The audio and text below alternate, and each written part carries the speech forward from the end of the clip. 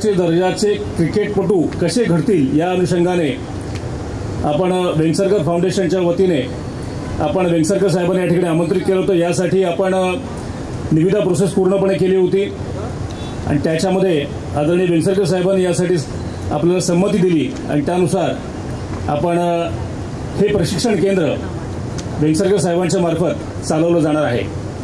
वेंगसरकर सरांच्या हाताखाली या इथं चांगले तरुण हे या इथं खेळासाठी तयार व्हावेत।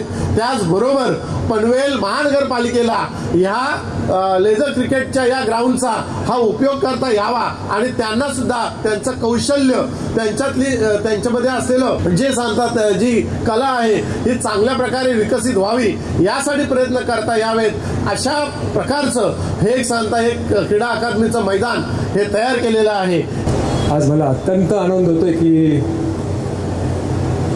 आज एक उत्कृष्ट आंतरराष्ट्रीय दर्जाची अकॅडमी इकडे पनवेलमध्ये सुरू होणार आहे आणि जास्त आनंद होतोय कारण माझे मित्र आशिष शेलारनी त्याचं उद्घाटन केलेलं आहे। आपल्या गावामध्ये टेनिस बॉलवर खेळणाऱ्यांची संख्या खूप आहे आणि कोरोनासारख्या कालावधीमध्ये सुद्धा अडकलेली टीम होती, टेनिस बॉल खेळायला गेलेली ती दुबईला गेलेली टीम। म्हणजे हे त्याचं एक द्योतक आहे की सर्टिफिकेशन आहे की खरोखर या भागाला एक समृद्ध वारसा आहे टेनिस क्रिकेटचा।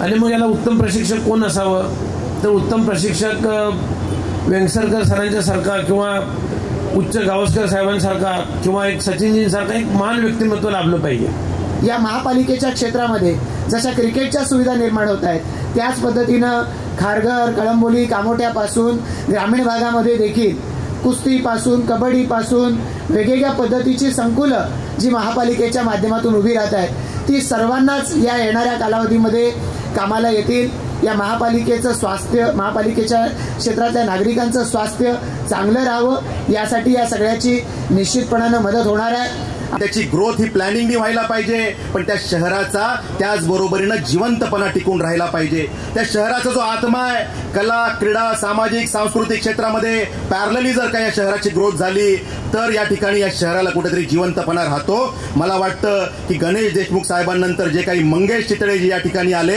आयुक्त म्हणून त्यांनी कार्यभार स्वीकारला त्यांनी सुद्धा त्याच पद्धतीनं शहराचा विकास आणि शहराचा जिवंतपणा टिकवून ठेवण्याचं काम सुरू ठेवलेलं आहे। मी त्यांचंही मनापासून अभिनंदन करतो।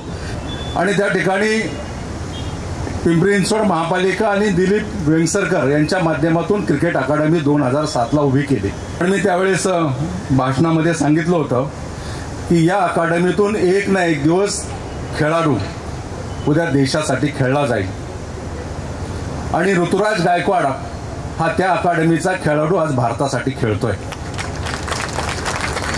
त्यावेळेला त्याच बोर्डावर लॉर्ड शाह एक नाही, दोन नाही, 3 सेंचुरी मारलेला कोणी बॅट्समन असेल तर तो तुमचा कोच दिलीप वेंगसरकर। ही ताकद दिलीप वेंगसरकरांची आहे आणि म्हणून आजच्या या मुलांना आणि त्यांच्या पालकांना माझं निवेदन आहे तुमच्या समोर या सगळ्या मंडळींनी एक उत्कृष्ट व्यवस्था समोर आणून दिलेली आहे। त्या उत्कृष्ट व्यवस्थेचं वहन कसं करायचं ही जबाबदारी तुमची आहे।